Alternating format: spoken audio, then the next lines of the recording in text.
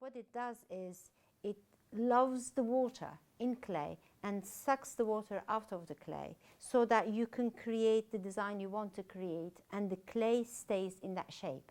And that's the beautiful relationship between the plaster and the clay.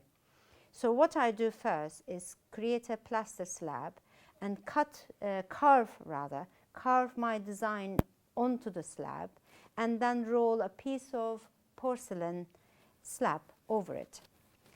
And then with my rolling pin, I roll over it so that I can get the design I want.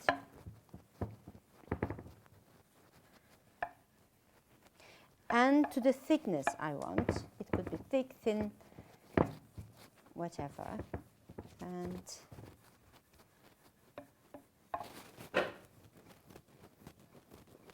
And I try to get the thickness the same as much as possible by rolling the clay in certain directions.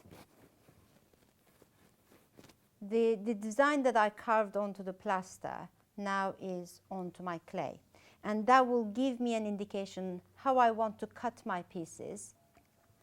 And then when I'm happy with the result, I basically cut the piece the way I want to.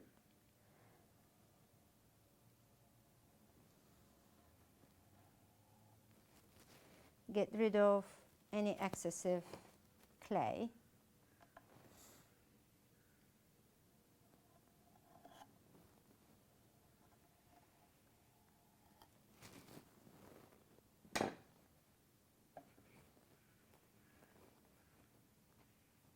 And then when this dries, I mean, of course, it has impurities now. The edges need to be corrected, softened, nice finish needs to be given. And then I fire this at bisque, which is 1000 degree.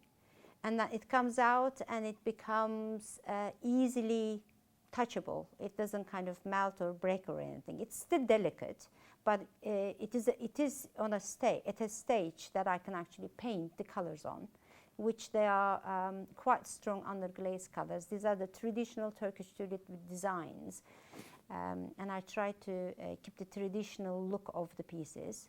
This is the design the same, yet still there's a bit of an alteration in the whole thing. It's just my take on the Turkish tulip designs, really.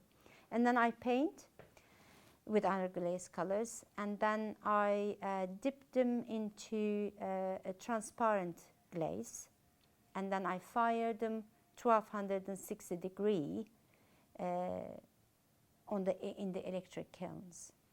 And then when they come out, they are basically a finished product because they are modular work, individual pieces I can create in any combination.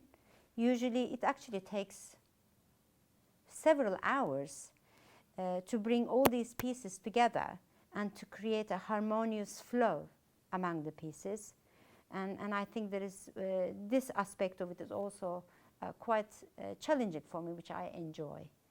And I think that aspect of bringing different things together and making something completely new is a bit of a kind of continuous line among my work.